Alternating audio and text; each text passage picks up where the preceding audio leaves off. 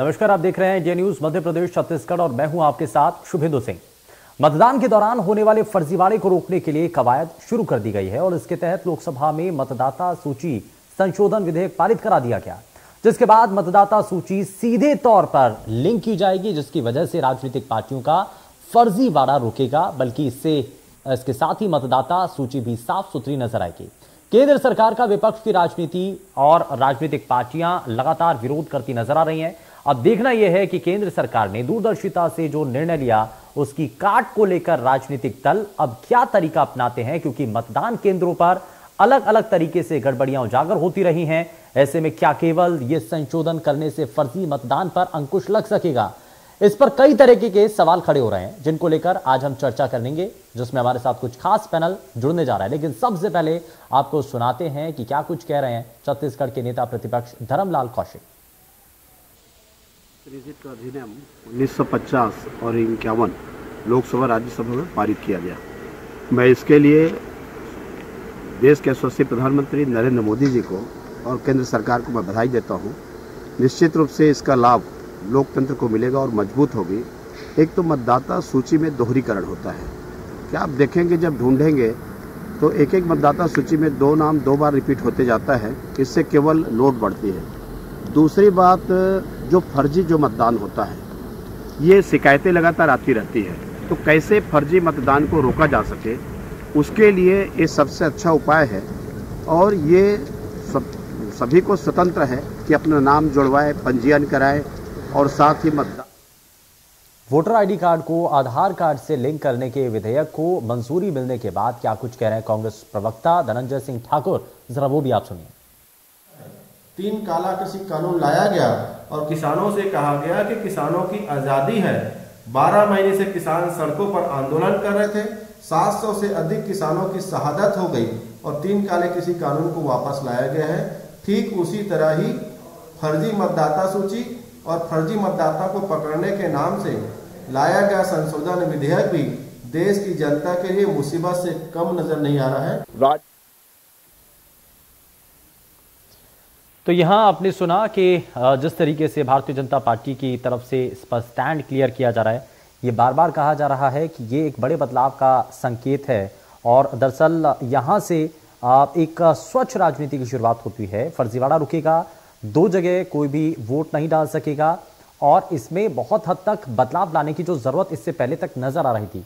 देखा जाता था कि इसमें राजनीतिक पार्टियों के तहत दबाव बना करके इसमें एक जगह से दूसरी जगह तक वोटर्स को लाया जाता था, तो ऐसे में अब वो चीजें रुक जाएंगी। आप एक शख्स 2 जगहों पर वोट डाल देता था, ये ऐसी कई बार जो जानकारियां हैं वो सामने आती थी, इसको लेकर के सवाल उठते थे, लेकिन अब ये चीजें रुक पाएंगी। लेकिन बड़ा सवाल तो ये है कि क्या सिर्फ ये एकमात्र रास्ता है जिससे जो फर्जीवाड़ा है वो रुक पाएगा? क्या इसके अलावा कोई और भी दूसरा विकल्प हो सकता था जिस पर अभी तक गौर नहीं किया गया है? क्या वाकई में जो कांग्रेस पार्टी की तरफ से नेता प्रवक्ता बार बार ये कह रहे हैं कि इसकी वजह से जो निजता का हनन है वो होता है? और साथ ही साथ 3 कृषि कानूनों का जिक्र भी यहां पर कांग्रेस पार्टी के प्रवक्ता की तरफ से किया गया, जिसमें ये कहा गया कि 3 कृषि कानूनों को भी किसानों के हित में बता करके लाया गया था, लेकिन आखिरकार एक लंबे संघर्ष के बाद उसको वापस लेना पड़ा। तो कुछ ऐसा ही इस बार भी होगा। लेकिन इसमें जरा समझने वाली चीज ये है कि वोटर आईडी कार्ड के साथ आधार कार्ड को लिंक करने का मतलब क्या है। दरअसल ये एक विधेयक है जो कि पास हो चुका है और इसमें फर्जीवाड़ा रोकने के लिए केंद्र सरकार की इस पर यह नजर है, ये कवायद इस पर शुरू की गई है। दरअसल लोकसभा और राज्यसभा के अंदर यह विधेयक लाया गया, इस पर मोहर लगी है और केंद्र सरकार के इस विधेयक का विपक्ष लगातार विरोध कर रहा है। विपक्ष की तरफ से लगातार सवाल उठाए जा रहे हैं। वोटर कार्ड को आधार कार्ड से जोड़ना इसमें महत्वपूर्ण है और यह माना जा रहा है कि इससे जो है वो एक शख्स 2 जगहों पर वोटिंग नहीं कर पाएगा। जो वोटिंग के समय में जो फर्जीवाड़ा होता था उसको बहुत हद तक रोका जा सकेगा। लेकिन इन्हीं सवालों के साथ इस कार्यक्रम की शुरुआत करते हैं, जरा जल्दी से आगे बढ़ते हैं और आज के खास मेहमानों से आप सभी को मिलवाते हैं। कांग्रेस पार्टी से प्रवक्ता अमित श्रीवास्तव हमारे साथ कार्यक्रम में जुड़ चुके हैं। अमित जी बहुत स्वागत है। भारतीय जनता पार्टी से नेता अमित चिमनानी हमारे साथ कार्यक्रम में जुड़ चुके हैं। अमित जी बहुत स्वागत है। और राजनीतिक विश्लेषक मनीष वोरा हमारे साथ कार्यक्रम में जुड़ चुके हैं। मनीष जी बहुत स्वागत है आपका कार्यक्रम में। लेकिन शुरुआत अमित श्रीवास्तव जी आपसे। सरकार का तो ये कहना है और सदन के भीतर भी भारतीय जनता पार्टी के नेता मंत्री ये कहते हुए नजर आए हैं कि ये बहुत हद तक जो फर्जीवाड़ा आज के समय में वोटिंग के समय होता है उसको रोकने में कामयाब होगा, उसमें बहुत हद तक मदद मिलेगी। अब इसमें आपत्ति कहां है? देखिए, आपत्ति इनकी नियत में है। जिस प्रकार से फ्री और फेयर इलेक्शन देश का हर नागरिक चाहता है और जिस प्रकार से मैं अगर आप मुझे कुछ समय देंगे, मैं लगातार अपने बातों से मैं प्रूफ भी कर दूंगा कि इसको लाने की हड़बड़ी की गई। देखिए, जब ये इन्होंने नोटबंदी की थी, इन्होंने कहा था कि आतंकवादी घटनाएं बंद हो जाएंगी, आतंकवादी घटना नहीं रुकी। इन्होंने जब जिस प्रकार से और भी रिफॉर्म्स करने का इन्होंने जो प्रयास किया है, अगर आप देखेंगे समय समय पे वो हमेशा वो जनता को दिग्भ्रमित करने का ही प्रयास किया गया है। और मैं आपको आपके चैनल में बड़ी जिम्मेदारी के साथ कह रहा हूँ, ये रिफॉर्म्स पे हमारा विरोध नहीं है, इनकी नियत पे हमारा विरोध है। अगर ये फेयर थे तो सारे लोगों से मुझे एक चीज बताइए, इसको स्टैंडिंग कमेटी में क्यों नहीं पूरी चीजों को भेज दिया गया? और जिस प्रकार से भाजपा के लोग कोई भी अगर 3 काले कानून लाते हैं। अच्छा ठीक है, मैं आपकी बात पर आता हूं सर। मैं एक मिनट बिंदु जी, मैं उसमें एक सवाल जोड़ देता हूं। आप कह रहे हैं कि उनकी नियत पर आपको सवाल है, बीजेपी की नियत पर आपको शंका है, तो क्या वाकई में आपको लगता है इस चीजों के अंदर बदलाव लाने की असल मायने में जरूरत है, रिफॉर्म की वाकई में जरूरत है? सुन लीजिए, मैं बिल्कुल 100% I will agree with your, आपने जो भी कहा, मैं रिफॉर्म्स पे हम डिनाई नहीं करते, रिफॉर्म्स होने चाहिए और समय समय पे उसमें जो अच्छी चीजें हैं, अगर जनता की मांग है तो वो होते रहने चाहिए, हमारा उस पर कहीं कोई विरोध नहीं है। लेकिन मैं आपको एक चीज बता दूं, अगर विपक्ष पे चर्चा हो जाती, अगर दोनों सदनों में चर्चा हो जाती, अगर स्टैंडिंग कमेटी को ये भेज दें, मुझे एक चीज समझ में नहीं आता, अगर कोई ये नोटबंदी करते हैं उस पर चर्चा नहीं करते, ये 3 काले कानून लाते हैं चर्चा नहीं करते, जब विपक्ष कहता है कि आपको इसे वापस लेना पड़ेगा, ये मानते नहीं है। किसान भाई 5 मिनट में समझ जाते थे कि उस 3 कृषि कानून को ये उनके लिए खराब है, इनको समझने में 14 महीने लग गए और 703 किसानों की जान चले गई। अब इन्होंने नया एक सूफा छोड़ा कि इलेक्शन रिफॉर्म्स हम ला रहे हैं। मुझे एक चीज बताइए शुभेंदु जी, आप बहुत वरिष्ठ पत्रकार है, भाजपा कभी भी चिंतन मनन, समीक्षा, चर्चा परिचर्चा से क्यों भागती है? क्यों देश के लोगों से, क्यों देश के राजनेताओं से, जनता से, जिनके लिए आप रिफॉर्म्स, अच्छी चीज है ना, आप तो रिफॉर्म्स ला रहे हैं, अगर आप कह रहे हैं तो आप एक स्वतंत्र और संवैधानिक संस्था को कमजोर करने का जिस प्रकार से आप प्रयास कर रहे हैं, आप अगर वोटर आईडी कार्ड को आधार कार्ड से जोड़िए, उसमें भी हमें कहीं दिक्कत नहीं है। और आपकी मैं पूरी रिपोर्ट देख रहा था कि अगर मतदाताओं का वेरिफिकेशन उससे हो सकेगा, वोटर लिस्ट पे गड़बड़ी नहीं हो सकेगी, फर्जी वोटर पकड़ाएंगे, सारी चीज। और आपने ये भी कहा, लेकिन आपको मैं बता दूं कि केशव नंद भारती केस में सुप्रीम कोर्ट ने कहा है democracy is a part of basic structure. Second case में मैं आ जाता हूं, दूसरे केस में सुप्रीम कोर्ट में ही, पुट्टुस्वामी केस में सुप्रीम कोर्ट ने कहा है कि फंडामेंटल राइट्स जो है वो प्राइवेसी है, निजता का हनन। अगर आप इस किसी के साथ आधार जोड़ते हैं तो उसके पहले उन्होंने ये कहा था, मैं आपको बता दूं कि आप इसके लिए एक प्रोसेस बनाइए और ये जनता को आश्वस्त करिए कि आज जनता अगर आपके पर विश्वास करके अगर अपनी पूरी डाटा, अपनी सारी चीजों, अपनी सारी डिटेल्स अगर आपको सौंपती है तो वो और किसी के पास फॉरवर्ड नहीं होगा। तो आपने उसके लिए कोई डाटा प्रोटेक्शन कानून बनाया? आपने नहीं बनाया। आपको इतनी हड़बड़ी क्यों थी? हमारा विरोध ये है। और मैं एक और चीज कहना चाहता हूं कि इतनी हड़बड़ाहट में ऐसा क्या वजह थी आपको यूपी चुनाव के पहले ही लाना पड़ा? What is the reason? पहली चीज। दूसरी चीज, अगर पार्लियामेंट्री डेमोक्रेसी कहां रही अगर आपने चर्चा नहीं किया? हम जो कहते हैं कि अगर चर्चा हो, परिचर्चा हो, आप ये चाहते हैं कि चर्चा होनी चाहिए, ठीक है, कहीं बेहतर है। हाँ, अमित चिमनानी जी को भी जरा जोड़ रहा हूं मैं। अमित चिमनानी जी, सर जरा इस बात का जवाब दीजिए, क्योंकि कांग्रेस पार्टी के प्रवक्ता अमित श्रीवास्तव ये कह रहे हैं कि हमें रिफॉर्म से कोई दिक्कत नहीं, रिफॉर्म्स होने चाहिए, ये सुधार की दिशा में कदम होते हैं, इसमें कोई आपत्ति नहीं। आपत्ति है आपकी मंशा पर। मोदी सरकार जो भी काम करती है उसमें इनको आपत्ति होती है या ये आपत्ति दिखाते हैं कि है, लेकिन उसके पीछे तर्क का अभाव रहता है हमेशा। इसका मूल कारण यह है कि ट्रांसपेरेंसी, पारदर्शिता से कांग्रेस को नफरत रही है और फर्जीवाड़े और धांधली से इनको प्रेम रहा है। अरे पैन कार्ड से ऑलरेडी आधार लिंक्ड है, उसमें निजता का हनन नहीं हो गया। 98 योजनाओं का लाभ प्रदेश की जनता आधार कार्ड से ही ले रही है, उससे निजता का हनन नहीं हो गया। 2.25 लाख करोड़ रुपया आधार कार्ड को हमने जो लिंक किया, उससे प्रदेश की जनता का हमने पैसा बचाया, उसको आप अप्रिशिएट नहीं करते। और आपको ये चाहिए कि जो धांधली चुनाव में होती है उसका लाभ आप उठा सकें, इसीलिए आप इसका विरोध करते हैं। तो नियत में तो खोट आपकी है। मैं छत्तीसगढ़ की अभी मौजूदा निकाय चुनाव की बात करूं शुभेंदु जी आपसे, एक मकान पे 340 लोग रहते हैं, ऐसा वोटर आईडी बना हुआ है। आप बताइए एक मकान में 340 लोग रह सकते हैं क्या?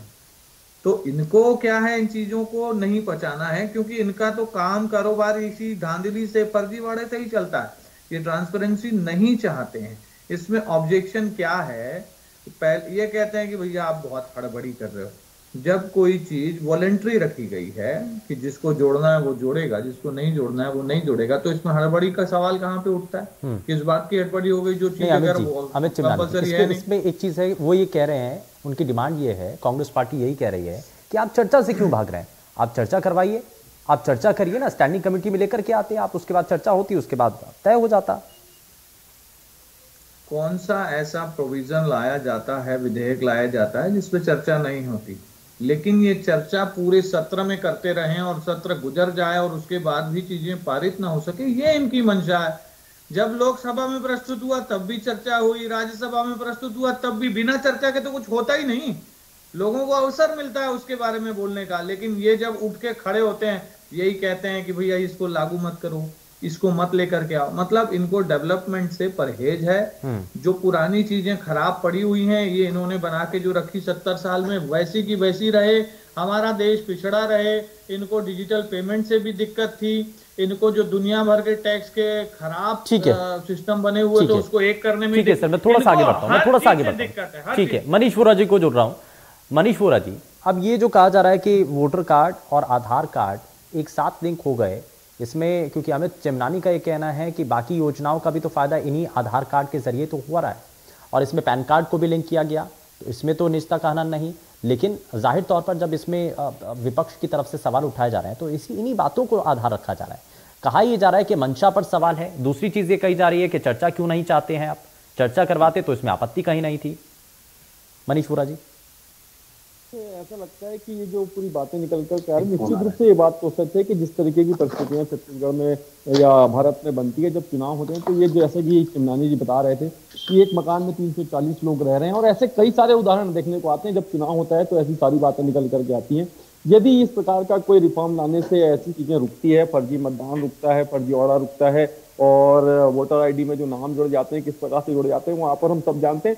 लेकिन वोटर आईडी में भी जब नाम जोड़ता है तो उसके लिए भी आजकल मेरे ख्याल से आधार कार्ड जो है उसको कंपलसरी किया गया है। आधार कार्ड जब रहेगा आपका, या राशन कार्ड आपका रहेगा, तब वो आपका नाम जो है वोटर आईडी कार्ड में, वोटर में जुड़ेगा। तो ये जो परिस्थिति ऑलरेडी आपका आधार कार्ड के आधार पर ही नाम जब वो वोटर आईडी में जुड़ रहा है, तो आज जब ये बात आ रही है कि आधार को वोटर आईडी से लिंक करने की बात आ रही है, तो उसमें मुझे नहीं लगता कि कोई ऐसी बड़ी बात आ रही है, क्योंकि और भी सारी चीजें आधार से जोड़ी जा चुकी हैं। तो और दूसरा जो निजता के हनन की जो बात आ रही थी, मुझे नहीं लगता इसमें कोई निजता के हनन की बात आती है। आपका डाटा है वो सार्वजनिक होगा कैसे?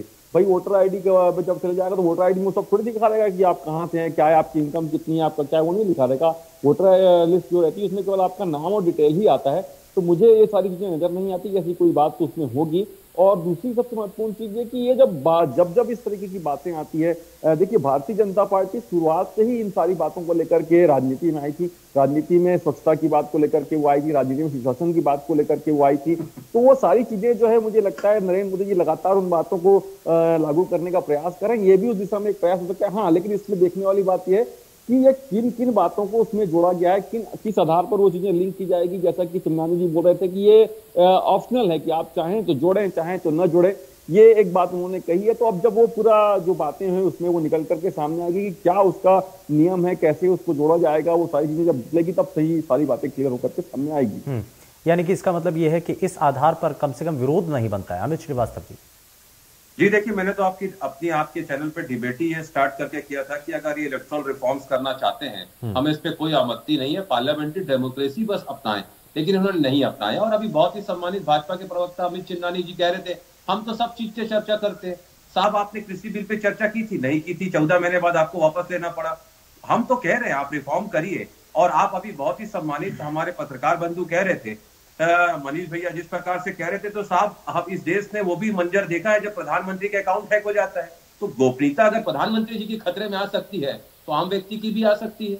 लेकिन जिस प्रकार से सुप्रीम कोर्ट ने भी कहा था कि आप उसके लिए एक ऐसा कोई कानून बनाइए। जिस प्रकार से मैंने कहा डाटा प्रोटेक्शन कानून बनाइए, आपने उसे क्यों नहीं बनाया? हम इसीलिए तो कह रहे हैं कि आप सब कुछ शुभेंदु जी आप बना लेते, उसके बाद आप ले लेते। हमारा इस पर विरोध नहीं है, मैंने तो स्टार्टिंग वहीं से किया था। दूसरा, आज आप देखिए कि जो सुप्रीम कोर्ट ने कहा है कि ये फंडामेंटल राइट्स, आपकी प्राइवेसी जो है वो कहीं ना कहीं ये लोग ये जो जिस प्रकार से बिना चर्चा के लाते हैं, और हम इसीलिए कहते हैं कि ये कहीं ना कहीं लोकतंत्र पे हमला है। और बार बार अगर प्रजातांत्रिक ये जो होता है कि एक ही शख्स दो जगह फर्जी वोट डालते हैं, एक जगह से दूसरी जगह, जैसा एक जिक्र भी चिमनानी साहब ने किया, एक ही घर में इतनी ज्यादा संख्या में लोग रह रहे हैं, वोटर आईडी कार्ड के अंदर उनका एड्रेस जो है वो मेंशन होता है, तो क्या ऐसी चीजें रुकनी नहीं चाहिए? ये तो रुकना बिल्कुल चाहिए। रुकनी चाहिए। लेकिन मैं एक चीज बता दूं शुभेंदु जी, कि जिस मुद्दे की ये बात कर रहे हैं बिरगांव की, मैं आपको बता दूं कि वो 2016 में इनकी ही सरकार में बना था, और उसके बाद इनकी सरकार में वहां पर मेयर भी बने थे। और जिस प्रकार से आज ये उसको इशू कर रहे हैं, विधानसभा चुनाव में भी उसी मतदाता सूची पे इलेक्शन हुआ था, सारी चीजों पे इलेक्शन वहां पर उसी सूची पे हुआ था, वो इनके कार्यकाल में बनी थी। लेकिन जिस प्रकार से मैंने कहा ना कि जनता को दिग्भ्रमित करने में भाजपा के लोग माहिर हैं, दो काम ही करते हैं, आधे समय सच को छुपाते हैं और आधे समय झूठ को फैलाते हैं। और मैं बार बार आपको कह रहा हूं कि रिफॉर्म्स होने चाहिए, लेकिन सारी चर्चाओं के बाद, क्योंकि this is a very serious issue, और कहीं ना कहीं पार्लियामेंट्री डेमोक्रेसी पे बार बार जो ये हमला हो रहा है, मैं बिल्कुल कह रहा हूं कि चर्चा करिए। और क्यों बीजेपी मंथन, चिंतन और परिचर्चा से भागती है, उसका जवाब शायद भाजपा के सम्मानित प्रवक्ता अभी तक आपने पूछा, उन्होंने नहीं दिया कि आप चर्चा से क्यों भागते हैं। ठीक है अमित चिमनानी जी, इस बात का जवाब। और साथ ही मेरा सवाल ये भी है कि क्यों ऐसा होता है, क्योंकि अब यूपी इलेक्शन आ रहा है, अमित श्रीवास्तव ने शुरुआत में इस बात का जिक्र किया कि क्यों ऐसा हो रहा है कि चुनाव आ रहे हैं और इसीलिए कुछ ऐसे बड़े कदम और ऐसा दिखाने की कोशिश कि इसमें बीजेपी बहुत कुछ कर रही है, तो ये सब कुछ माइलेज गेन करने के लिए किया जा रहा है क्या? एग्जैक्टली ऐसा शुभेंदु जी कौन सा वर्ष होता है जिसमें चुनाव नहीं होते हैं? हर साल ही कुछ कुछ राज्यों के चुनाव होते हैं। इसीलिए तो मोदी जी ने भी यही कह दिया था कि केंद्र और राज्यों के चुनाव एक ही टर्म पे हो जाएं तो ज्यादा अच्छा होगा, तो ये बातें भी खत्म हो जाएंगी। उसको भी ये लोग फिर डिनाई करते रहे, नहीं हम नहीं करेंगे, डर गए ये लोग, तो इनका तो विरोध हर जगह है। और ये कृषि बिल की बात कर रहे थे कि साहब आपने चर्चा नहीं कराई। देखिए अब वो खुद कह रहे हैं कि झूठ को फैलाना नहीं चाहिए, सच को छुपाना नहीं चाहिए। तो अमित श्रीवास्तव जी इस बात का जवाब दें कि जब लोकसभा में कृषि बिल पर चर्चा चल रही थी तो राहुल गांधी विदेश क्यों गए हुए थे, घूमने क्यों गए हुए थे? वो तो लोकसभा में थे ही नहीं। ये तो पानी की तरह साफ है, ये सत्य है कि जब चर्चा जिस चीज की करनी रहती है आप लोकसभा में ही नहीं आते और फिर उसके बाद आप आरोप लगाते हैं। आप 3 साल का ट्रैक रिकॉर्ड देखिए कांग्रेस का, कभी भी चर्चा की ही नहीं, उल्टा सीधा काम करेंगे और चर्चा को प्रभावित करेंगे। जिस मुद्दे पर बात होगी उस मुद्दे पे बात नहीं करेंगे, लोकसभा का समय खराब करेंगे, बार बार वो बिलों की कापियां फाड़ देंगे, टेबलों पे चढ़ जाएंगे। और बड़ी बात है कांग्रेस के सांसदों ने तो इतनी अभद्रता कर दी थी कि हमारे लोकसभा राज्यसभा के स्पीकर को रोना पड़ गया।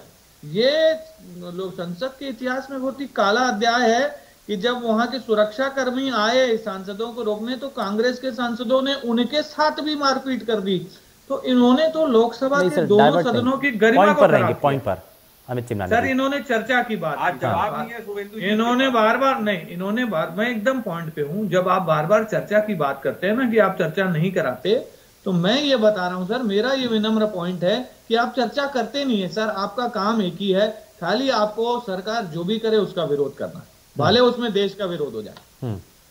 शुभेंदु जी मैंने विरोध नहीं किया, मैंने कहा रिफॉर्म्स होना चाहिए, पहली चीज। दूसरी चीज, अभी आप गूगल पे सर्च करके देख लीजिए कि प्रधानमंत्री अभी लोकसभा और राज्यसभा भी चल रही है वर्तमान में, या इसके पहले प्रधानमंत्री जी कितने बार उपस्थित हुए। और अगर दूसरे सांसद हमारे हैं और अगर वो चाह रहे थे कृषि बिल पे चर्चा हो तो फिर भी भाजपा ने चर्चा नहीं किया। यही झूठ जो है भाजपा का, यही इनका असली चाल चरित्र और चेहरा है। ठीक है, मैं जरा मनीष वोरा जी को शामिल कर रहा हूँ। मनीष वोरा जी, इससे पहले भी ये लगातार सवाल उठते रहे हैं वोटिंग को लेकर के, जिस तरीके से प्रेशर क्रिएट किया जाता है, एक राज्य से दूसरे राज्य में मजदूरों को लाया जाता है या वोटर्स को लाया जाता है इन्फ्लुएंस करके, तो आपको लगता है कि यही एकमात्र रास्ता है जिससे ये जो फर्जी वोटिंग है उसको रोका जा सकता है, या उसके अलावा कुछ और भी ऑप्शन हो सकता है? शुभेंदु जी, नहीं कहा जा सकता कि केवल एकमात्र यही रास्ता है जिसके माध्यम से फर्जी वोटिंग और इस तरीके की जो घटनाएं होती हैं उसको रोका जा सकता है। लेकिन हाँ, एक ये विकल्प हो सकता है कि इसके जोड़ने से शायद ऐसी परिस्थितियां रुक जाए, मगर उसका वेरिफिकेशन कैसे होगा, किस प्रकार से वहां पर होगा, क्या आपके तो रजिस्टर्ड आपका मोबाइल नंबर आधार में, उस पर आपको ओटीपी वेरिफिकेशन आएगा, उसके बाद आप वोटिंग कर सकते हैं, या क्या प्रावधान उन्होंने रखे हैं उसमें इस बात को देखने की आवश्यकता है। और मैं एक बात जो कहना चाह रहा था, अमित जी जैसा कह रहे थे कि इसको लेकर के कोई डाटा प्रोटेक्शन एक्ट या डाटा प्रोटेक्शन कानून लाया जाए तो उसके बाद इसको लागू किया जाता, तो मैं ये पूछना चाहता हूँ अमित जी कि क्या कानून लाने के बाद में लोगों के डाटा की सिक्योरिटी का कोई एश्योरेंस मिल जाता है? क्या आप ये कह सकते हैं कि कानून आने के बाद ये होगा कि किसी का डाटा हैक नहीं होगा, या कि जैसे आप बता रहे हैं कि प्रधानमंत्री का अकाउंट हैक नहीं होगा? कानून लाने से कोई चीजें रुक जाती है ऐसा नहीं है। कानून लाना है, ठीक है, बात आपकी अच्छी है, उसको स्वागत योग्य बात है, लेकिन कानून आ जाने से कोई चीज रुक जाएगी इसकी कोई गारंटी नहीं होती। कानून तो बहुत सारे बने और लगातार टूट भी रहे हैं, खैर वो दिगर बात है। लेकिन बात ये होती है कि जिस प्रकार से वोटों का फर्जीवाड़ा होता है, जिस प्रकार से मतदान के दिन बहुत सारी बातें निकल करके आती हैं, कई लोग जो मतदान देने जाते हैं उनका नाम ही वोटर लिस्ट से गायब जाता है, ऐसी बहुत सारी बातें आती हैं। तो ये सारी चीजें जो है इनको रोकने के लिए कोई प्रयास किया जा रहा है तो मुझे लगता है इसका स्वागत होना चाहिए, और एक ये अच्छा प्रयास है, इसको लेकर के एक बार देखा जाना चाहिए कि क्या आता है। और रही बात उत्तर प्रदेश चुनाव को लेकर के, यदि इसको जोड़ा जाए तो मुझे नहीं लगता कि इतनी जल्दी कोई चीज हो जाएगी कि तुरंत इसको उत्तर प्रदेश चुनाव के पहले ही इसको लागू कर दिया जाएगा। मुझे नहीं लगता कि ऐसी कोई परिस्थिति बनेगी, और ऐसा हो भी नहीं सकता क्योंकि ये संभव नहीं है इतना जल्दी। ठीक है अमित जी, जरा जल्दी से रिएक्शन। बहुत कम। देखिए, मैं तो साफ कह रहा हूं पहली चीज से कि इनकी मंशा, इनका इरादा साफ नहीं है। जल्दबाजी में क्यों लाया गया? हम रिफॉर्म्स के लिए बिल्कुल एग्री है, कहीं कोई दिक्कत नहीं है, लेकिन कहीं ना कहीं देश की जनता की ये चुनावी अधिकारों का ये हनन कर रहे हैं। पहले इनको प्रोटेक्शन, डाटा प्रोटेक्शन लाना था। और मनीष भैया ने कहा कानून तो टूटते हैं, तो भैया अगर कानून टूटते हैं तो कानून नए नहीं बने, और अगर कानून बनते हैं उसके बाद ही रिफॉर्म्स लाए जाते हैं। अगर आज कानून बने हैं, फिर अगर उसमें कुछ चीजें आती है, फिर उसमें अमेंडमेंट्स आते हैं। तो मुझे ऐसा लगता है कि सुप्रीम कोर्ट ने कहा था तो उसकी बात को मानते हुए डाटा प्रोटेक्शन कानून पहले लाना था, उसके बाद इसे अडॉप्ट करना। चलिए, तैयारियों को लेकर के भी सवाल है कि सरकार क्या बिना तैयारी के इतना बड़ा कदम उठा लेती है। खैर, बहुत शुक्रिया सभी खास मेहमानों का कार्यक्रम में शामिल होने के लिए, लेकिन तैयारी कितनी थी सरकार की और कितने कदम आगे बढ़ेगी है और कितना इससे सुधार हो सकता है, ये फिलहाल देखने वाली चीजें। पेशकश में बस इतना ही। नमस्कार।